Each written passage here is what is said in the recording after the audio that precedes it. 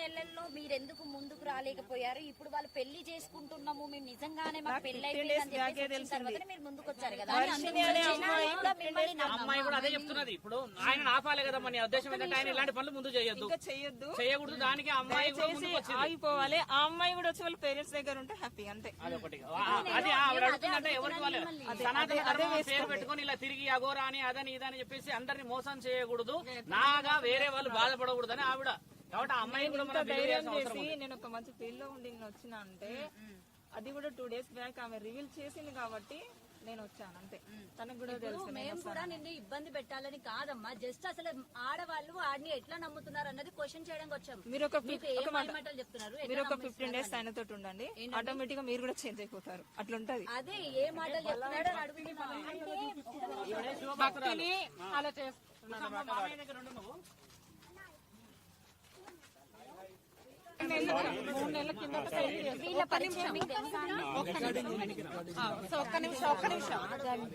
వెళ్ళిపోతుందంట. నిమిషం ఆగండి, ఎందుకు అర్థం చేసుకుంటారు? గానీ అతని స్టెప్ తీసుకోవాలని నేను కోరుకుంటున్నాను. ఏమని ఫస్ట్ మీతో ఏం మాట్లాడారంటే మీరు తనకేలా కాంటాక్ట్ అయ్యారు ఫస్ట్? అసలు అంటే నేను ఒక భక్తి పరంగా ఉన్నా కాబట్టి తనని కాంటాక్ట్ నేను అయ్యాను. అయిన తర్వాత మా మధ్యాహ్నం మంచి క్లోజ్నెస్ పెరిగింది ఫస్ట్. ఆ తర్వాత అది కాస్త ఈ పెళ్లి దాకా వచ్చేసింది. పెళ్లి చేసేసుకొని ఏదో సేవ, ఒక ఆశ్రమం పెట్టి ఒక సేవ చేసుకుంటూ ఉండిపోవాలని అనుకున్నాము. దానికి ప్రిపేర్ కూడా అయ్యాము. చాలా చోట్ల ల్యాండ్స్ కూడా వెతికాము, కానీ మేము తీసుకోలేకపోయినా. ఎందుకంటే ఈయన ఒక్క మాట మీద నిలబడడు. రోజు రోజుకి తన మాట అనేది చేంజ్ అవుతూ ఉంటది. అట్లా ఈలోపు ఈ వర్షిణి అనే అమ్మాయి టాపిక్ వచ్చింది. నేను అడిగాను, అడిగితే ఏమన్నాడు, తను నాకు కూతురు అవుతుంది, నేను తనకి గురువుని అవుతాను, ఏదేదో చెప్పుకుంటూ వచ్చిండు. అది నాకు ఈ మధ్యనే తెలిసింది. నేను మీ న్యూస్ వాళ్ళ ద్వారానే చూసాను. వీడియోస్ చూడడం వల్లనే ఇప్పుడు నేను తెలుసుకున్నాను. మీకు తెలియడం జరిగింది. అంతే, అంతవరకు తన నా దగ్గర అన్ని దాచిపెట్టాడు. అప్పటిదాకా మీతో ఫోన్లు చేస్తున్నాడు, నాతో ఫోన్ మాట్లాడుతూనే ఉండే. కానీ ఇప్పుడు గత ఒక 20 days అంటే మార్చి ఎండింగ్ లో ఏంటంటే ఆ అమ్మాయిని నేను పెళ్లి చేసుకుంటాను, ఇంకెప్పుడు నువ్వు మళ్ళీ నా లైఫ్ లోకి రాకని చెప్పేసి తను నన్ను బ్లాక్ లో పెట్టేశాడు.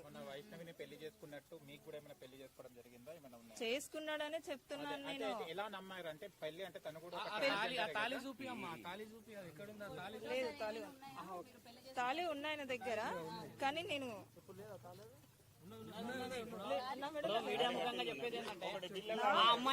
ఒకటి వినండి, తన మెడలో, నేను చెప్తున్నాను, తన మెడలో వెండి తాళి ఉంటది. మీరు చూసారా, అగోరి మెడలో వెండి తాళి ఉంటది. అది నా మెడలో తాళే. నా దగ్గరకు వచ్చి తీసుకొని వెళ్ళిపోయాడు. మార్చి 10th రోజున నా దగ్గరకు వచ్చి నా తాళి నాకు తీసుకున్నాడు.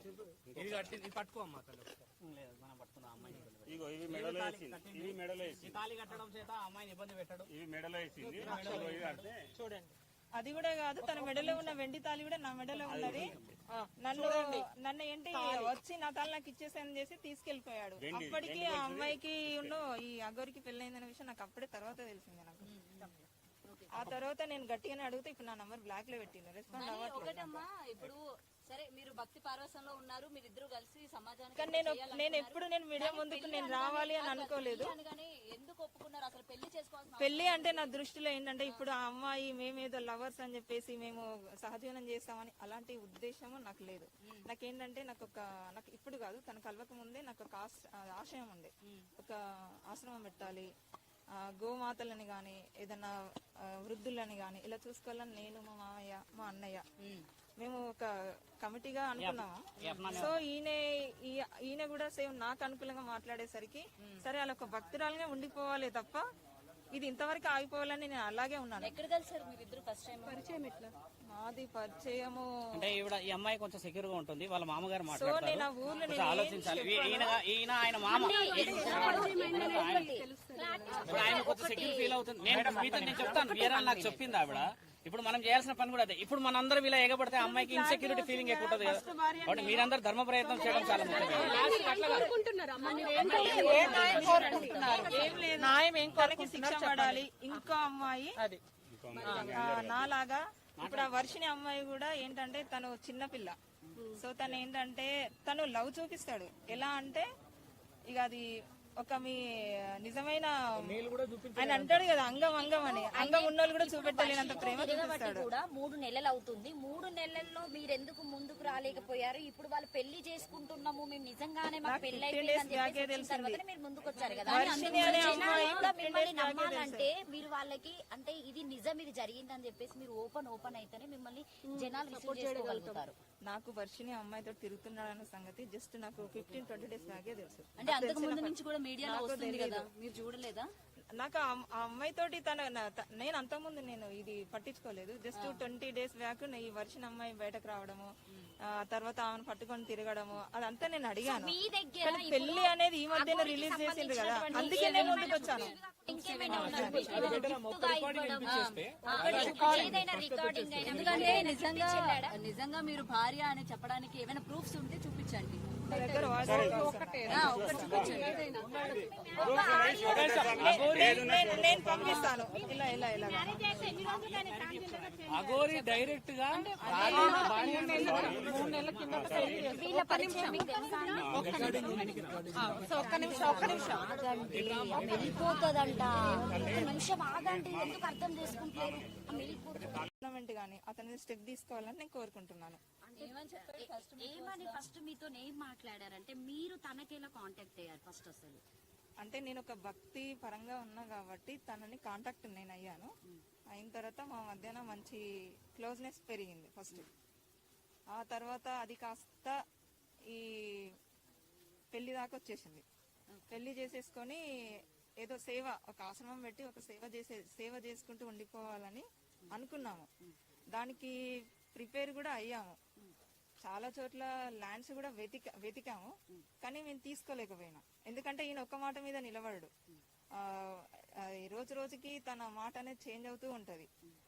అట్లా ఈలోపు ఈ వర్షిని అనే అమ్మాయి టాపిక్ వచ్చింది.